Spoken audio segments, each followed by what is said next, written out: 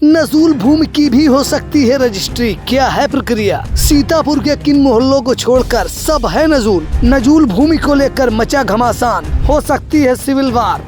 अधिवक्ता अजीत चंद्रा। सीतापुर जिले के खैराबाद है पूरा नजूल। 31 जुलाई को विधानसभा में पेश हुआ था नजूल भूमि विधेयक। 1 दिसंबर को विधान परिषद में नजूल भूमि विधेयक पर बिल गया था लटक। रिपोर्ट सौंपने के लिए प्रवर समिति को दिया गया 2 माह का समय। नजूल भूमि के पास होने पर क्या क्या हो सकती है समस्या? बिल पास होने पर लाखों लोग हो सकते हैं बेघर। नजूल भूमि को लेकर हो सकती है वरासत, नहीं रोक सकता कोई। Ajit Chandra. JS. Singh institute of pharmacy शिक्षा के क्षेत्र में निरंतर नए कीर्तिमान स्थापित कर रहा है। फार्मेसी शिक्षा के क्षेत्र में आधुनिक प्रयोगशाला उपकरण एवं अनुभवी योग्य टीचर से विद्यार्थी के जीवन को बदल रहा है। यहाँ की कंप्यूटर लैब, लाइब्रेरी भी विद्यार्थी के एजुकेशन में अहम बदलाव ला रहा है। कोर्स इवेंट के साथ साथ cultural event, seminar, educational visit, hospital visit, यहाँ के विद्यार्थी का 360 डेवलपमेंट होता है। फार्मेसी के सारे कोर्सेज जैसे D form, B form, M form, PCI से मान्यता प्राप्त संचालित होता है। यहाँ के स्टूडेंट्स ऑल इंडिया एग्जाम जैसे GPAT, नाइपर, CUET, PG आदि में अच्छे रैंक से उत्तीर्ण होते हैं। तो जल्दी करें और फार्मेसी में अपना कैरियर बनाएं और JS. Singh institute of pharmacy में अपनी सीट बुक करें, जिसका पता है पारासराय, धूंधी, लहरपुर रोड, सीतापुर।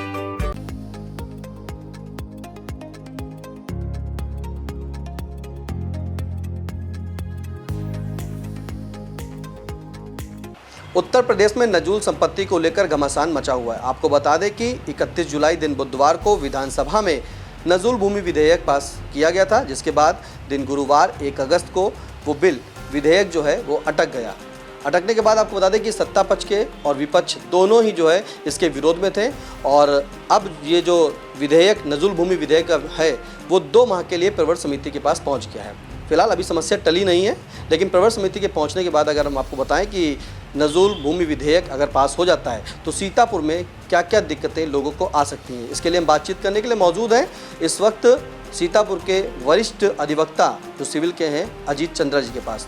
तो सर स्वागत है पहले तो आपका इंडिया पर, और जानेंगे कि अगर ये नजूल भूमि विधेयक है ये अगर पास हो जाता है तो क्या समस्या सीतापुर वासियों को मिलेगी? देखिए, नजूल भूमि के बारे में एक नजूल शब्द की बड़ी विस्तृत चर्चा है, लेकिन नजूल भूमि के कहाँ से उसकी उत्पत्ति हुई, नजूल भूमि क्या है, इसके बारे में जानकारी नहीं है।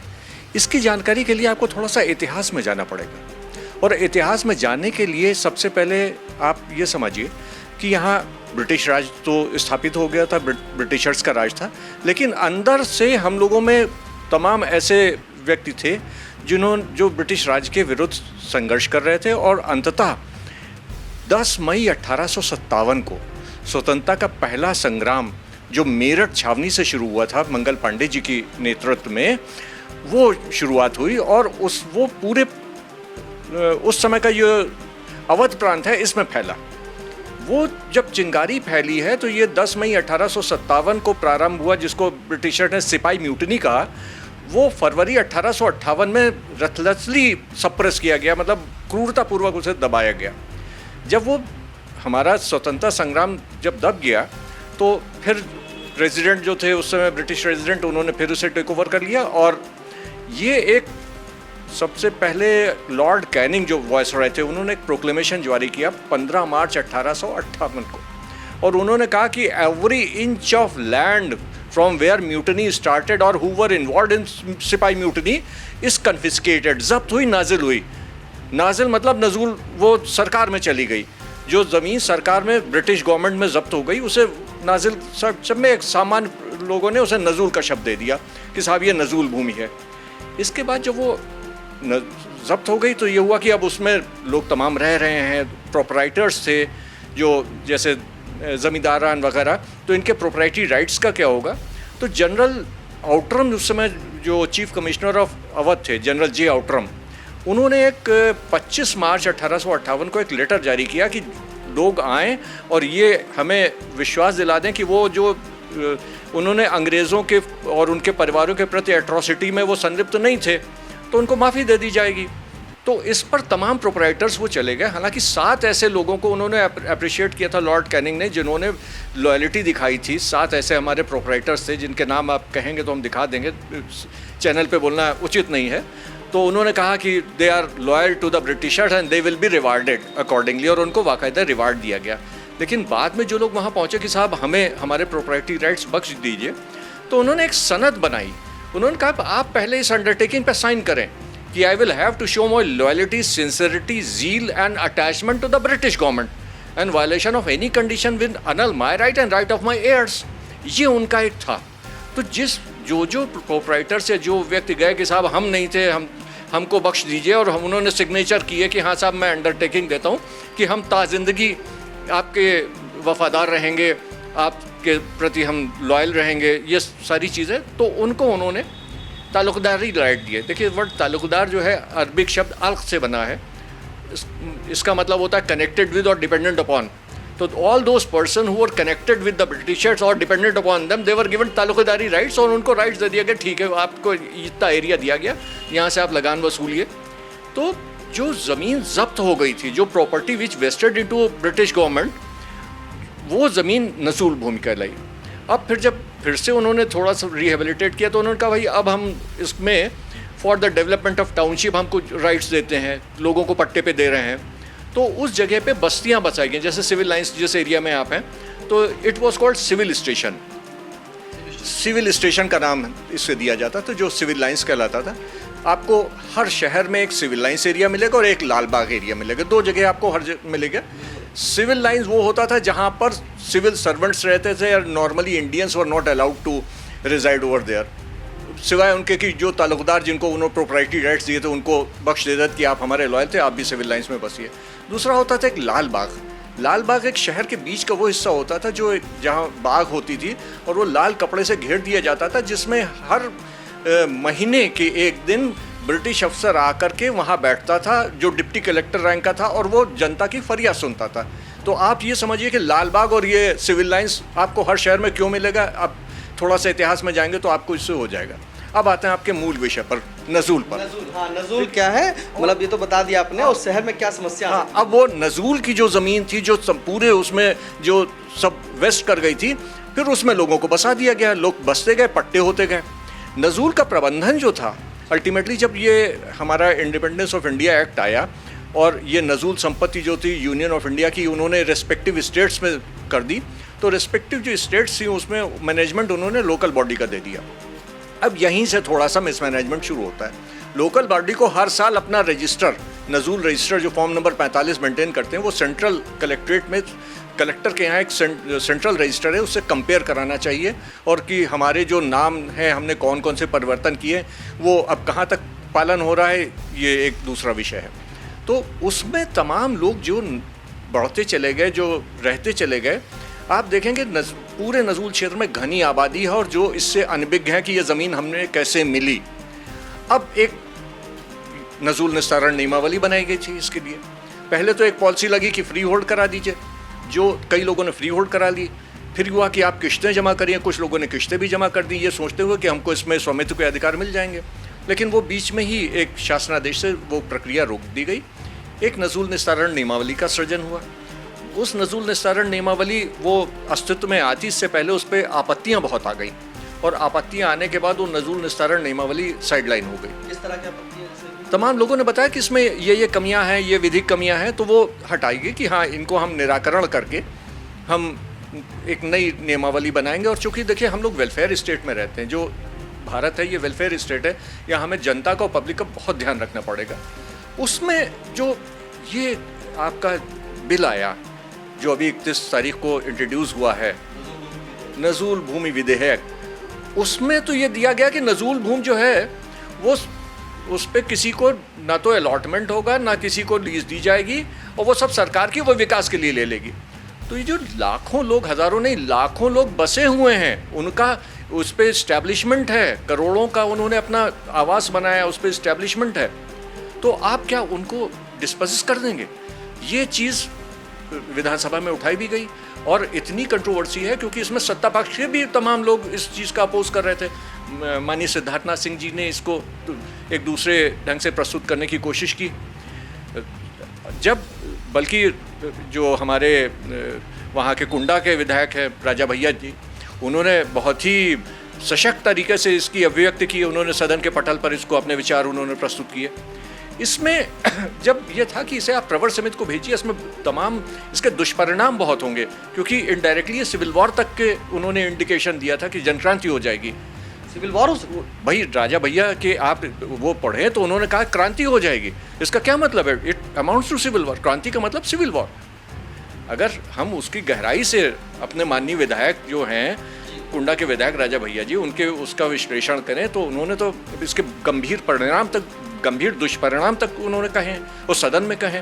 लेकिन ये सब सदन की बातें हैं, बहुत उच्च स्तर की बातें, उसका कहाँ तक अनुपालन होता है, कहाँ तक विश्लेषण होता है, ये अलग की चीज़ है। फिर विधानसभा से इसे पास कर दिया गया था कि जिसकी मेजॉरिटी वो पास करा ही लेता है। ये पास हो गया। पास होने के बाद ये विधेयक भेजा गया विधान परिषद में। विधान परिषद में ये लिस्ट अप था और विधान परिषद में ये टेकअप होता, तब तक हमारे भारतीय जनता पार्टी के जो प्रदेश अध्यक्ष हैं माननीय भूपेंद्र चौधरी साहब, उन्होंने पहले ही शुरुआत में कह दिया कि इसे आप प्रवर समिति को भेज दीजिए।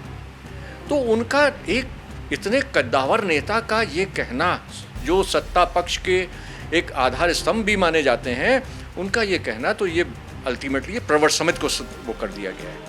अब वहाँ पर देखिए हमारे जो नेतागण हैं, हमारे ब्यूरोक्रेट्स हैं, इसका क्या प्रारूप दें, क्या लें, ये तो एक अभी यक्ष प्रश्न है। लेकिन इसमें आप समझिए डेवलपमेंट ऑफ टाउनशिप के लिए जो भूमि नजूल की, जिस पे लाखों लोग बसे हुए हैं, यदि उनको बेघर कर दिया जाता है तो इसके दुष्परिणाम आप स्वयं इसको प्रिज्यूम कर सकते हैं। इसमें कुछ कहने की ज़रूरत नहीं है कि क्या ये जो विधेयक है ये वेलफेयर स्टेट के प्रिंसिपल्स के अनुरूप है, क्योंकि हमारे संविधान में हम लोगों ने भारत के लिए एक वेलफेयर स्टेट की एक परिकल्पना की थी। और क्या ये विधेयक उस परिकल्पना के अनुरूप है? इसको जनता के ऊपर डाल दीजिए कि ये क्या इसमें जनता निर्णय लेगी। मेरे विचार से तो ये विधेयक जो है अनुरूप नहीं है, क्योंकि फ्री होल्ड की पॉलिसी आपने बिल्कुल ख़त्म कर दी है। जिनके इस्टेब्लिशमेंट है, मान लीजिए उनकी आर्थिक क्षमता नहीं है कि फ्री होल्ड कराएं, तो क्या उनकी करोड़ों की संपत्ति का आप उसे ऑक्शन कर देंगे, कि विस्थापित कर देंगे? एक बार विस्थापन 47 में हुआ था, जब पाकिस्तान से कितने शरणार्थी के रूप में यहाँ आकर के बसे थे। अब हम इन शरणार्थियों को कहाँ बसाएंगे, ये भी एक बहुत विचारणीय प्रश्न है। प्रवर समिति की बात कर रहे हैं, जैसे 2 माह के लिए प्रवर समिति में गया है, तो वहाँ कौन सी रिपोर्ट तैयार होती है और प्रवर समिति में क्या होता है, उसको जरा विश्लेषण से बताएं। प्रवर समिति जो होती है वो एक समिति गठित करेगी, लेजिस्लेटिव हमारी जो इसकी है, और वो उस समिति में आपत्तियां आमंत्रित की जाएंगी।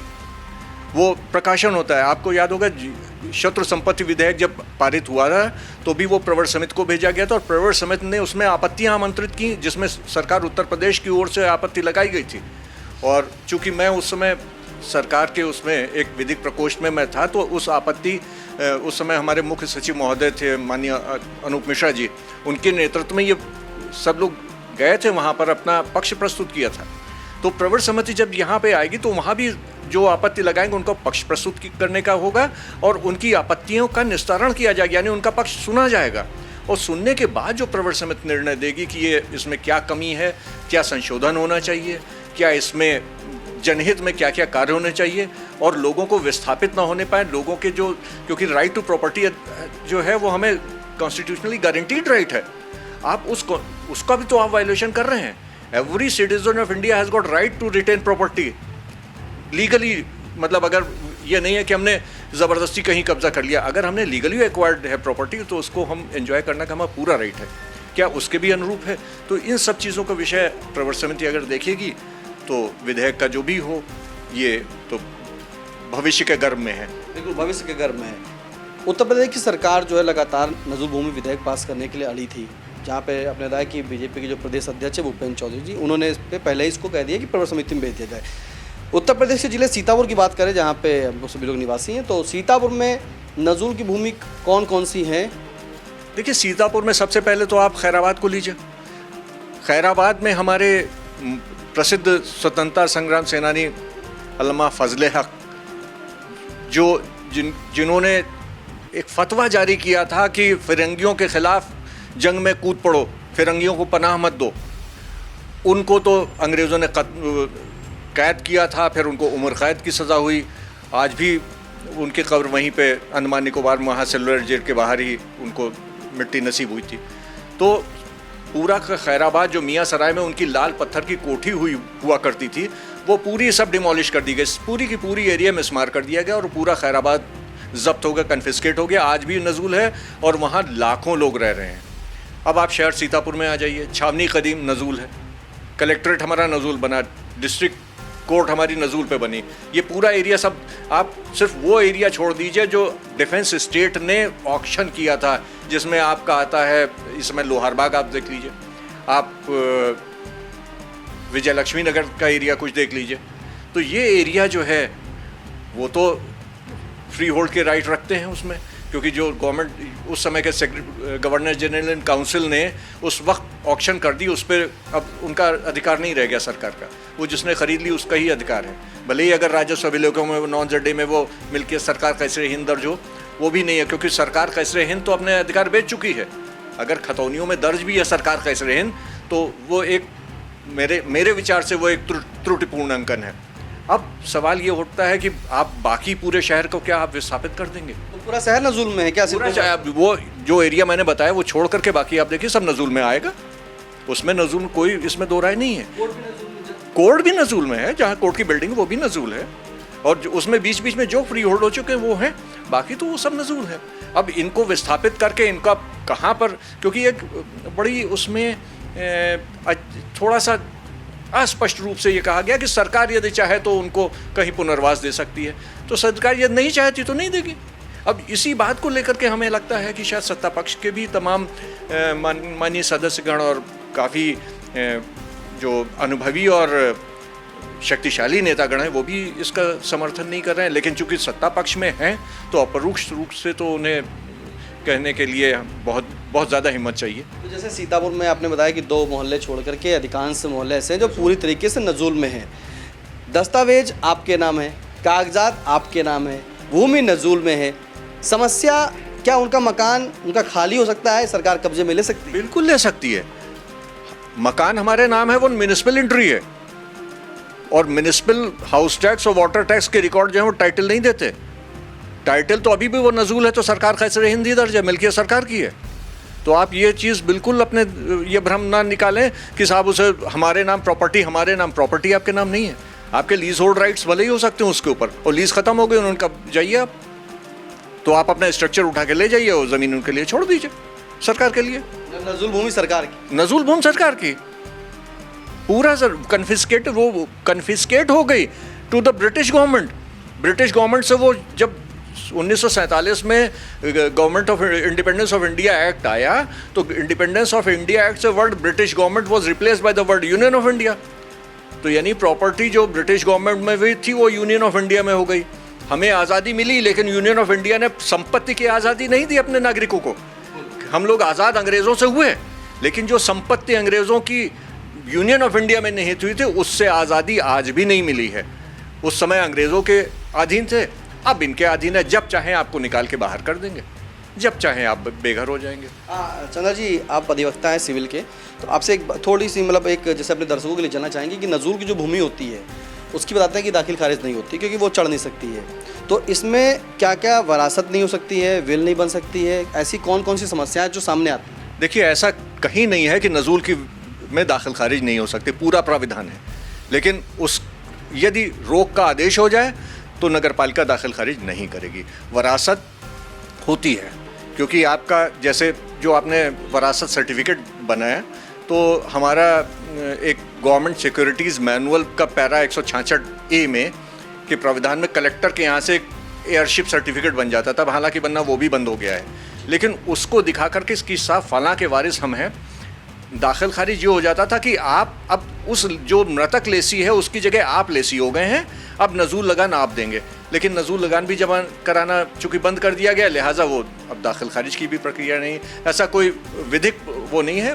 प्रशासनिक आदेश हो तो उसके बारे में मैं नहीं कह सकता हूँ। रजिस्ट्री वगैरह भी, रजिस्ट्री वगैरह में ऐसा होता है कि आप लीज होल्ड राइट्स अगर बेचते हैं तो आपको एक नजूल मैनुअल का पैरा 14 है, ये कहता है कि अगर 2500 रुपये तक की उसकी मिल्कियत है तो आप कलेक्टर से परमिशन ले सकते हैं। 2500 से होकर 10,000 तक की है तो आप कमिश्नर से परमिशन लेकर के उसकी रजिस्ट्री कर सकते हैं। और 10,001 से ऊपर अनलिमिटेड पावर है तो आप शासन से परमिशन लें। तो अगर आप परमिशन ले लेते हैं तो रजिस्ट्री हो सकती है। चूँकि परमिशन की प्रक्रिया इतनी जटिल है, आम आदमी वहाँ तक मेरा ख्याल शायद ही कोई परमिशन लेके आया हो उस, और 2500 रुपये की तो आजकल एक लकड़ी का खोखा भी नहीं मिलता। तो कलेक्टर की पावर उन्होंने अभी भी 2500 रुपये रखी थी। जब चांदी के रुपए 2500 चलते थे, वो आज भी उसी में उतना ही दर्ज है, उसमें कोई संशोधन नहीं हुआ है। और सर्किल रेट हर साल बढ़ता चला जाता है। सर्किल रेट तो कलेक्टर के आदेश से बढ़ा दिया जाता है, लेकिन वो जो 2500 रुपये वो दर्ज कर दिए गए थे वो आज तक ना बढ़े। उस समय चांदी के सिक्के के में 2500 थे, आजकल वही है। अब हम मानेंगे तो वही 2500 जो लिखा हुआ है, तो उस मैनुअल के उस पैरा 14 में जो लिखा है हम उसको मानते हैं। जैसे कि आपने कहा कि नजूल भूमि की रजिस्ट्री मानते हो सकती है, लेकिन उसकी प्रक्रिया बड़ी जटिल है। प्रक्रिया बहुत जटिल है, और उस प्रक्रिया को अपनाने में आम आदमी संपत्ति के मूल्य से कहीं ज़्यादा व्यय कर देगा। इस वजह से वो अवॉइड होता था। रजिस्ट्री विल नहीं रोकी जा सकती, मेरा पूरा ये स्पष्ट वो है। यदि विल रोकते हैं तो वो गलत रोक रहे हैं, जो भी सब रजिस्ट्रार रोक रहा है गलत रोक रहा है, क्योंकि विल तो हम अपनी इच्छा से करते हैं ना। Suppose a person at the brink of his death is wants to execute a will कि फला फला जानी, वहाँ कहा जाएगा कि नहीं हो सकती, तो ये उसका एक कॉन्स्टिट्यूशनली गारंटीड राइट को वायलेट कर रहे हैं जो लोग विल का रजिस्ट्रेशन रोक रहे हैं। जो भी रजिस्ट्री का अधिकारी है वो ये कर रहा है, तो वो भी विधि विरुद्ध काम है। लेकिन सवाल ये है कि आप इसके अगेंस्ट में जाइए, माननीय हाईकोर्ट में रिट करिए और बताइए कि वो हमारी वसीयत को रोक रहे हैं, तो वहाँ से डायरेक्शन लाइए, तो आपकी विल हो जाएगी, वरना आपकी नहीं होगी। ये सब प्रशासनिक उस पर है, बाकी उस पर नहीं। तो 2 माह के बाद अगर प्रवर समिति जो है और वो आदेश अगर आ जाता है तो शहरवासी में काफ़ी 2 माह का उन्हें समय दिया गया कि 2 माह में आप अपनी रिपोर्ट दें। 2 माह का बाद नहीं, लिमिटेशन नहीं है। अब 2 माह में देखिए प्रवर समिति में कितने ऑब्जेक्शन आते हैं, क्या निस्तारण करते हैं। अभी तो उन्होंने टाइम दिया उन्होंने 2 माह का कि 2 माह के अंदर आप उसका कर दें निस्तारण। मान लीजिए पास हो जाता है तो पास हो जाता है तो समस्या जो अभी जैसा हमने वार्ता की है अब वो सामने आएगी। हज़ारों लोग विस्थापित होंगे, हज़ारों लोग विस्थापित हो जाएंगे। इस तरीके से कन्फिस्केट, जब ईस्ट इंडिया कंपनी ने उसने कन्फिस्केट किया था, वो पूरी की पूरी प्रॉपर्टी जब्त कर लेती थी, उसकी पुनरावृत्ति का एक झलक हो सकती है। बिल्कुल। देखिए हमारे साथ मौजूद थे बातचीत करने के लिए पूरी बारीकी से अधिवक्ता अजीत चंद्रा जी। इन्होंने बताया कि नजूल क्या है, नजूल की उत्पत्ति कहाँ से हुई, सीतापुर में कौन कौन से मोहल्ले और क्या नजूल है, और अगर नजूल भूमि विधेयक ये पास हो जाता है तो काफ़ी लाखों लोग जो हैं अभी स्थापित हो पाएंगे। यानी कि पूरी तरीके से सरकार वो ज़मीन के हकदार है, और अगर विधेयक पास हो जाता है तो वो अपना सरकार ज़मीन ले सकती है। फिलहाल आपको बता दें कि बारीक से बारीक चीज़ें जो हैं अजीत चंद्रा अधिवक्ता जी ने बताया है, लेकिन आपको एक बार बता दें कि उत्तर प्रदेश सरकार में नजूल भूमि को लेकर के, नजूल संपत्तियों को लेकर के पूरी तरीके से घमासान मचा हुआ है। जिसके बाद 31 जुलाई को विधानसभा में ये बिल पेश किया गया था, और विधान परिषद में 1 अगस्त को जब वहाँ पर पास करने की बात आई तो वहाँ पर ये बिल अटक गया था, जिसको भारतीय जनता पार्टी के प्रदेश अध्यक्ष भूपेंद्र चौधरी ने प्रवर समिति के लिए भेजा, और सत्ता ही नहीं विपक्ष दोनों लोग जो हैं इस नजूल भूमि विधेयक को के विरोध में हैं। फिलहाल 2 माह के लिए ये प्रवर समिति में गया है, वहाँ से जैसे कोई रिपोर्ट बनती है, रिपोर्ट आती है, उसके बाद ही निर्णय लिया जाएगा। लेकिन अगर नजूल भूमि विधेयक बिल पास हो जाता है तो लाखों लोग बर्बाद भी हो सकते हैं। फिलहाल सीतापुर से कैमरा पर्सन हसन गोगा के साथ निशांत गुप्ता, आई इंडिया।